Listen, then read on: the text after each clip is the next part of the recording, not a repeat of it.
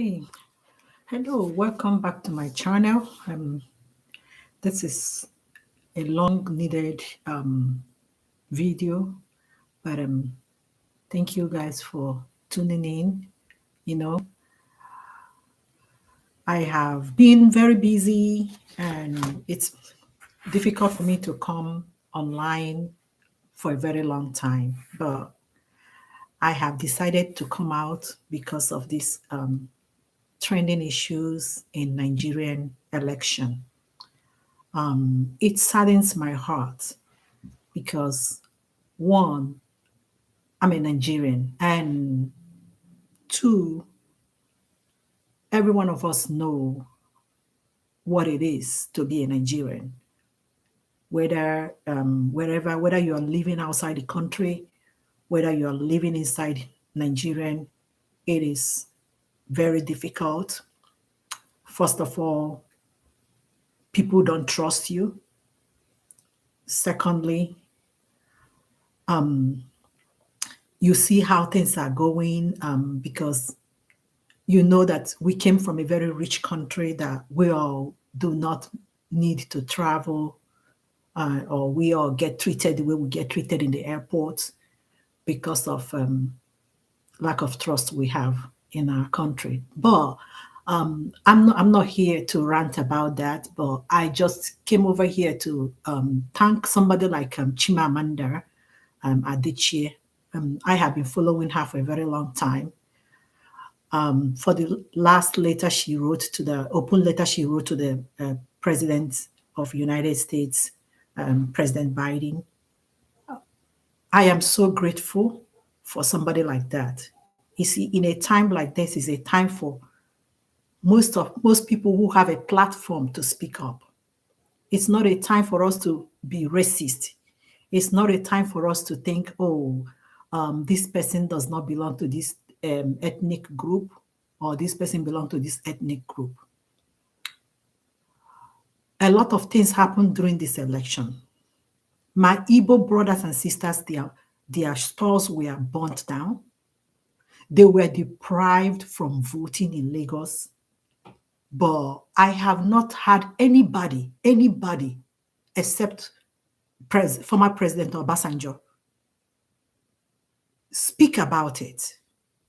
Everybody is dancing round and round the system.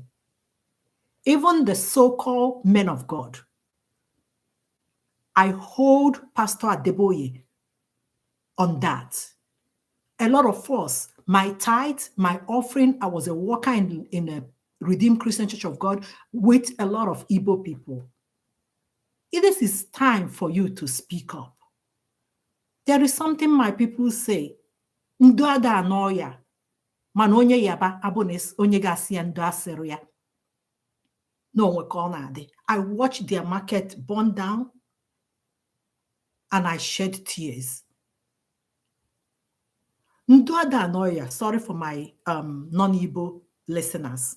That means that sorry doesn't heal the wound. But if somebody who is supposed to tell you sorry does not tell you sorry, that it's something disastrous, something that you don't like, or it's something that the soul does not accept. So after all these years, all these people coming to your church and everything, none of you were able to stand up for the Igbos. None of you were able to speak and say, hey, the things you guys are doing is not good. Can we unite? Everybody was mute and quiet, and you eat and dine with these politicians. It's time for people to speak out. And being quiet means you are on the side of this evil. For how long can we continue like this? For how long? Except people like Chimamanda and Rufai. Rufai kept talking, and Rufai has been threatened for so many times because of his openness and refusal to side evil. Nigerians, where are we going to? Where are we going to? Where are these old people, same people, because of few amounts of money that you are giving, Most of you are selling your birthright. Their children are overseas, going to school. They're using our money to buy homes for them. They're using our money to buy cars for them. Some of them are just there, whiling away in drugs and alcohol, not doing any tangible things.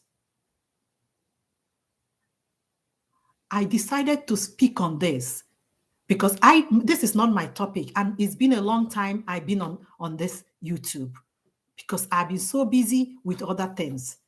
But it bleeds my heart when I watch what is going on. It's time for the men of God to speak up. Shame on you.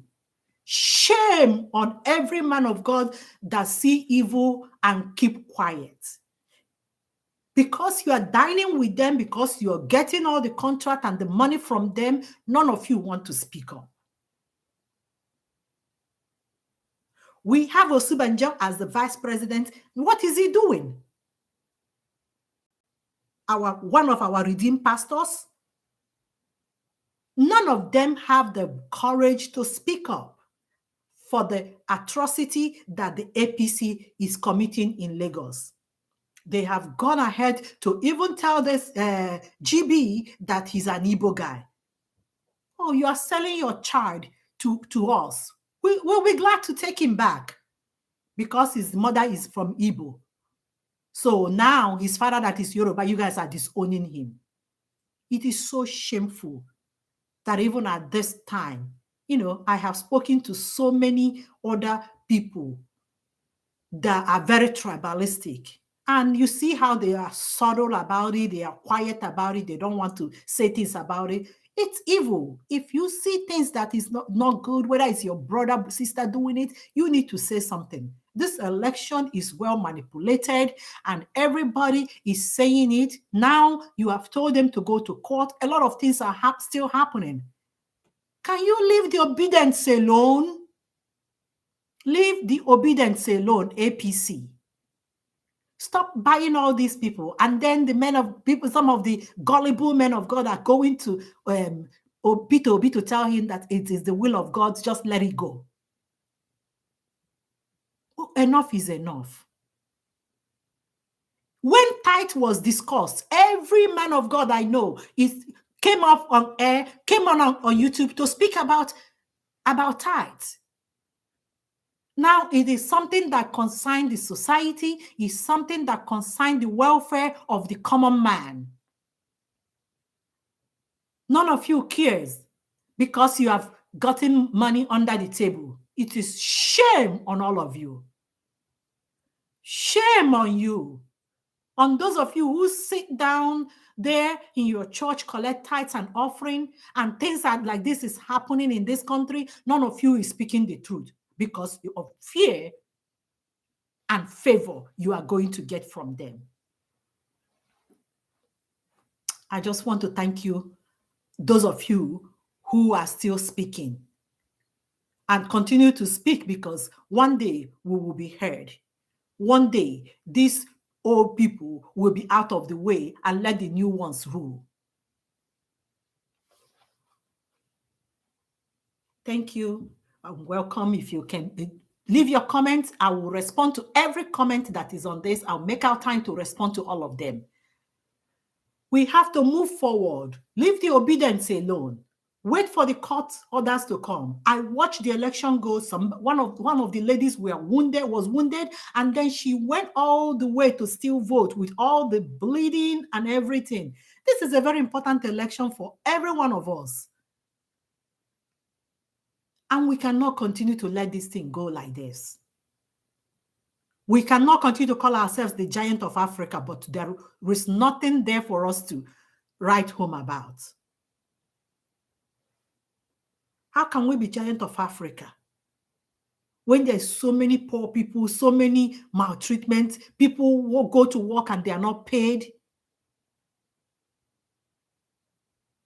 I was telling a friend last week, I said, when I was in Nigeria, sometimes I'd be owed 3 months' salary. 3 months' salary, you have the apartment to pay for, you have to feed on.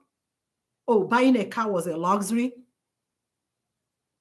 And it's hard, it is hard for them to believe. Everybody was like, so how do you survive if you are owed that much? And you guys have the luxury of coming over here and enjoying the facilities and the things that the Western world has built for them, for themselves and for their people. And everyone, you run over here when you're sick. Look, our doctors are all living in numbers. The nurses are living in numbers. Who is going to take care of those that are there? Nobody. Because the schools are on strike. And somebody come up to make the country better, every one of you is angry because your cut is not going to be there, because you're not going to be getting the money, all the things you're getting again, all the lies, all the shenanigans, all the things that is happening. You are like trying to suppress him. Well, I want to let you guys know I am obedient and nothing is going to happen to Big Peter Obi.